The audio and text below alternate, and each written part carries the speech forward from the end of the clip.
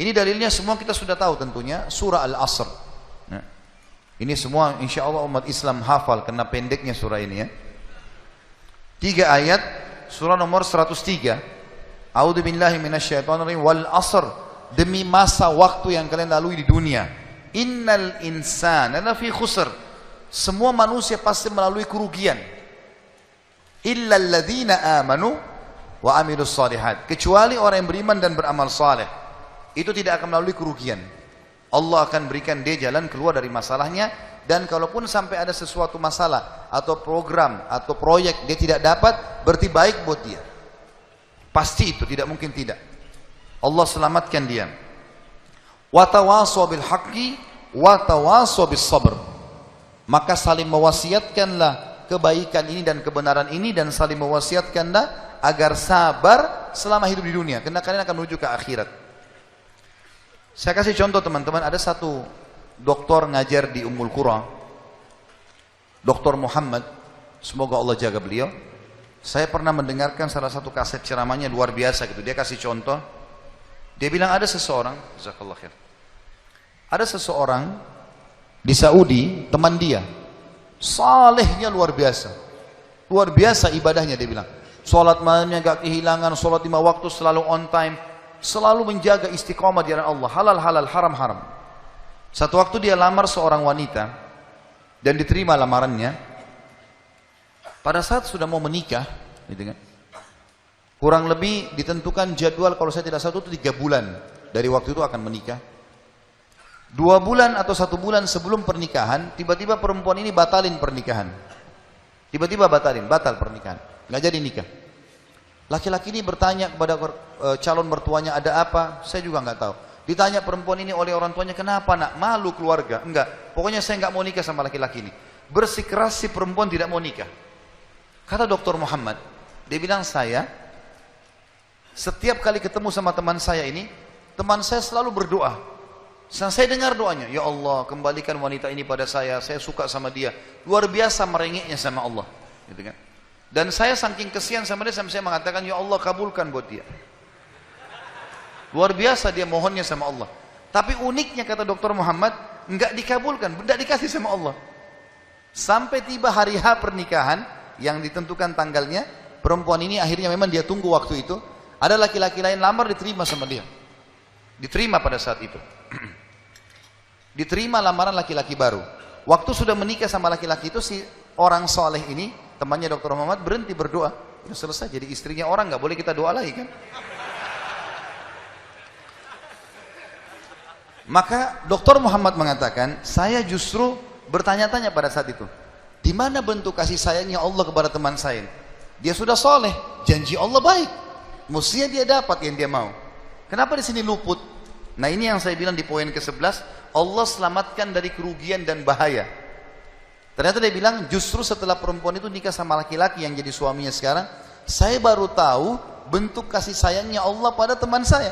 Karena ternyata baru sebulan menikah, perempuan ini periksa ke dokter, dia punya sakit di dada sebelah kanannya, maaf di payudara sebelah kanan.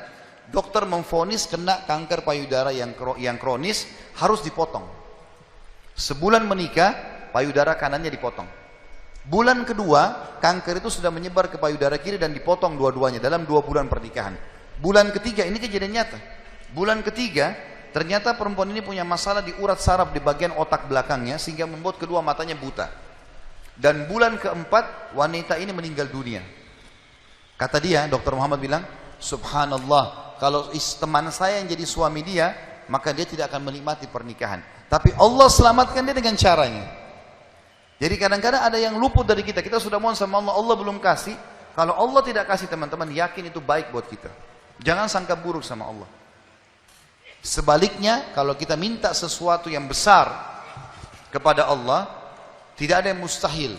Yang penting kita merengek dan manja kepada Allah. Dalam kisah yang lain di Yaman, dan ini sempat kisahnya menghebohkan Timur Tengah, anak muda hafal Quran, matanya buta.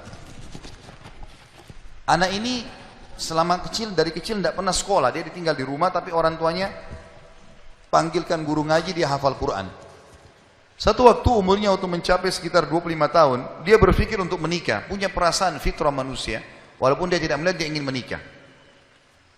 Setiap kali dia bicara sama ayahnya masalah pernikahan, ayahnya bilang, nak, siapa yang mau menikah sama kamu? Nggak ada kerjaan, matamu buta, gitu kan? Kalau misalnya ada orang yang simpatik, baru kita bukain pintu itu.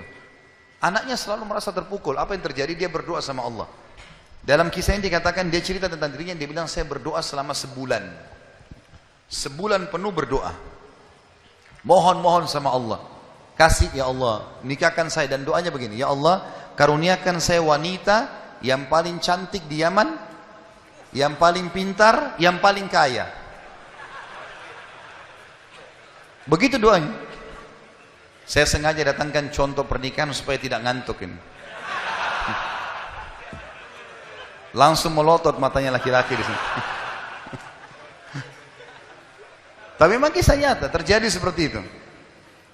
Maka teman-teman sekalian, di hari ke-30 dari doanya, sebulan dia berdoa, dia mimpi, ada orang datang dalam mimpinya mengatakan begini, hai anak muda, jodohmu namanya Fulana binti Fulana. Disebut nama perempuan itu. Ayahnya bernama Fulan bin Fulan. Itu tokoh masyarakat di kampung sebelah, di kota sebelah. Besok datanglah lamar. Begitu mimpinya dia. Dia bangun, kaget, dia sholat tahajud, kemudian dia sholat subuh. Habis sholat subuh dia ikut ke masjid. Buta matanya pergi sama ayahnya ke masjid.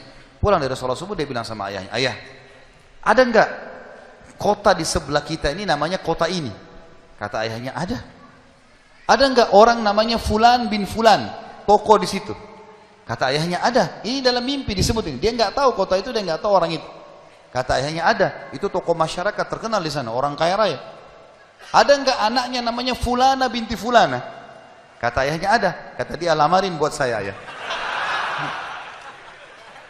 Kata ayahnya, apa kau sadar yang kau ucapin?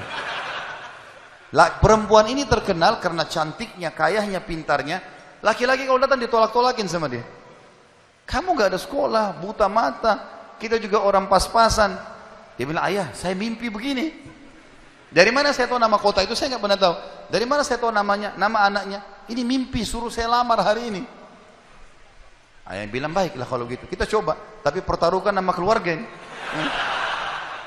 Bisa diterima, bisa ditolak. Dia bilang, pergilah ke sana. Disambut, diterima oleh orang itu. Subhanallah, ini kisah nyata ya, menghebohkan Timur Tengah kisah ini. Luar biasa. Maka pada saat itu masuk dalam rumah, disambut dan segala macam. Tuan rumahnya tanya, iya ada keperluan apa? Dia bilang, ini anak saya buta matanya tapi hafal Quran. Disebutkanlah kebaikan-kebaikannya. Entah kenapa dia minta melamar anak anda karena dia mimpi semalam. Anehnya si calon ayahnya si perempuan ini langsung bilang, saya terima lamarannya. Tiba-tiba kisah nyata begitu. Yang ayahnya si laki-laki bilang, kenapa anda spontan terima? Dia bilang, karena saya juga mimpi tadi malam. Loh, kisah nyata. Dia bilang, saya juga mimpi tadi malam, kalau hari ini akan datang anak mantu saya, namanya nama anakmu ini. Cirinya dia. Matanya buta, hafal Quran, dari kampung sebelah kota kamu. Begitu mimpinya, luar biasa. Maka dia bilang, ayahnya bilang, tapi saya tidak tahu. Ini kan pagi-pagi tadi habis sholat subuh, siap-siap datang. Dia bilang, saya belum, kata ayahnya perempuan ini, saya belum tanya anak saya. Tergantung, anak saya terima ya sudah, kalau enggak ya enggak. Kata mereka, baiklah. Masuklah si ayah ke kamar anak perempuannya. Ini ayahnya ini sudah biasa, begitu ditanya, nak ada yang minta, saya enggak mau. Sudah biasa, nolak. Kata dia, nak, dari kampung sebelah, kota ini, kampung ini ada si fulan, matanya buta, mau melamar kamu. Anak perempuan itu bilang apa? Ayah nikahkan saya. Terima lamarannya. Kata ayahnya, bagaimana? Kau belum lihat orangnya? Dia bilang, tadi malam saya mimpi. Kisah nyata loh. Si perempuan itu mimpi. Mengatakan akan datang jodohmu besok, namanya Fulana bin Fulan, dari negeri kota sebelah, buta matanya, hafal Quran, terima lamarannya. Karena itu suami terbaik. Menikah gara-gara itu.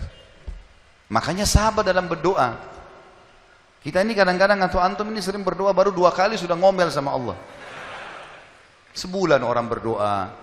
Beberapa hari, sabar. Jadi minta sama Allah tidak ada yang mustahil. Gitu kan? Satu sisi yang lain, kalau kita sudah minta Allah belum kasih, berarti bukan Allah benci sama kita. Justru Allah mau selamatkan kita sebagaimana kisah tadi, wanita yang buta itu. Ini namanya contoh orang selamat dari kerugian. Allah selamatkan dengan caranya. Masuk dalam semua lini teman-teman ya, proyek yang kita dapatkan dan semuanya ini termasuk kebaikan.